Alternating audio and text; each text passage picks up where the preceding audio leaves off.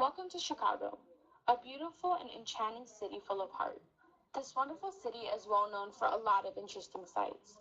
For example, the skyscrapers, which include the Willis Tower, John Hancock Center, and the Trump Tower.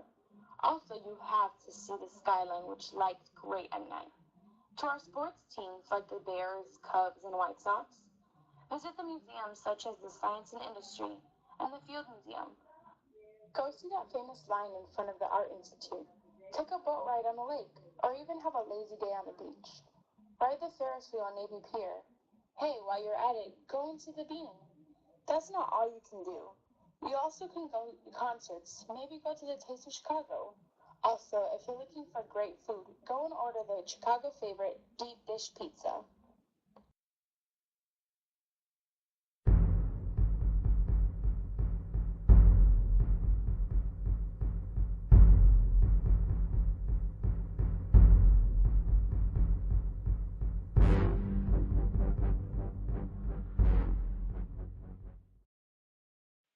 The Chicago Iroquois Theater fire.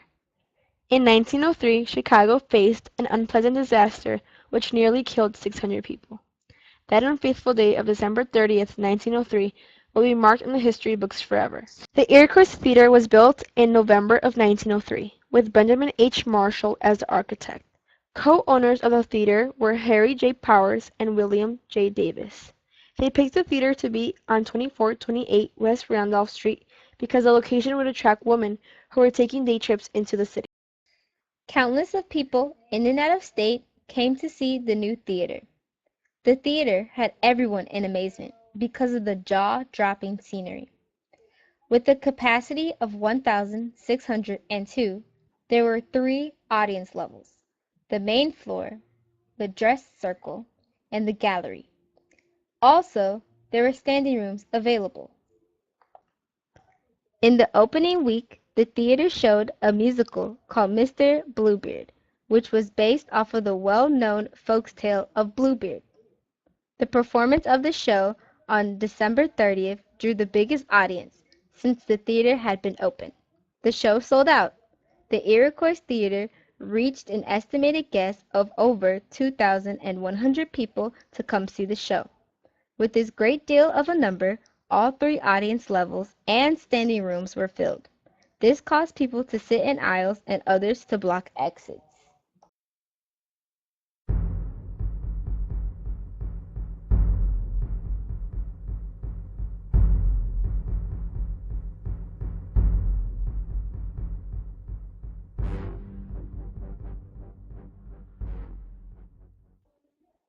This was the scene of the play Mr. Bluebeard when the fire broke out.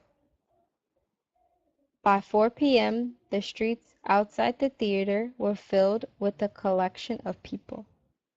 Thousands of people ran in desperate panic of fear. Most of the many people tried to keep calm by thinking about family members or an adored passion. Brave actor Eddie Foy, who played Sister Anne in the play, risked his own life by trying to calm down the crowd.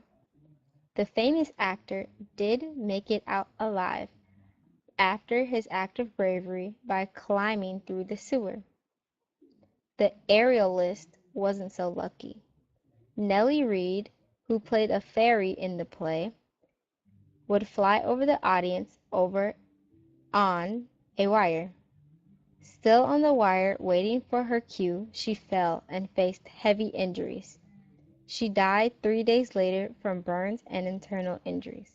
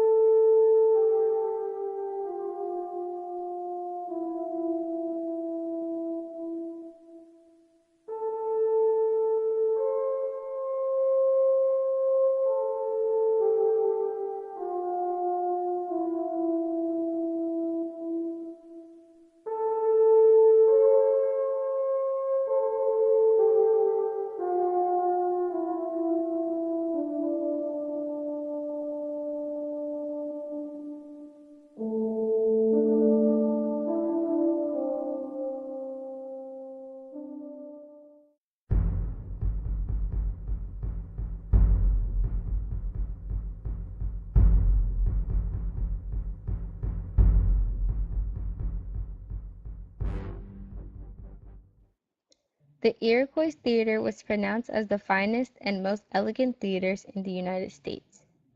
It was advertised as absolutely fireproof and totally safe by Chicago officials and building inspectors. But this is an example of another tragedy that could have been avoided. There were guests who attended not only from Chicago, but from 13 other states and 86 cities and towns. Majority of the attendees were young children and women because of the holidays.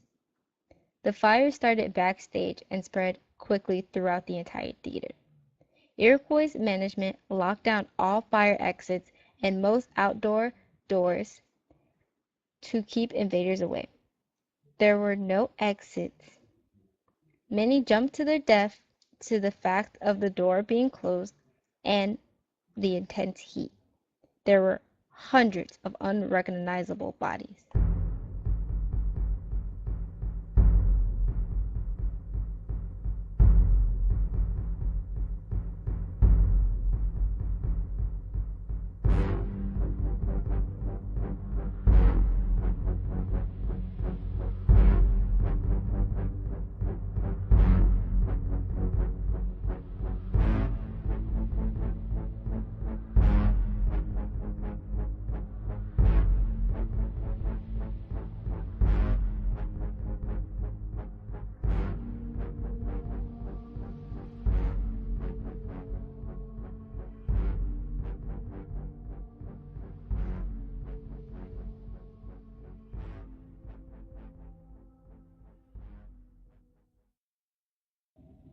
The Oriental Theater was opened in 1926.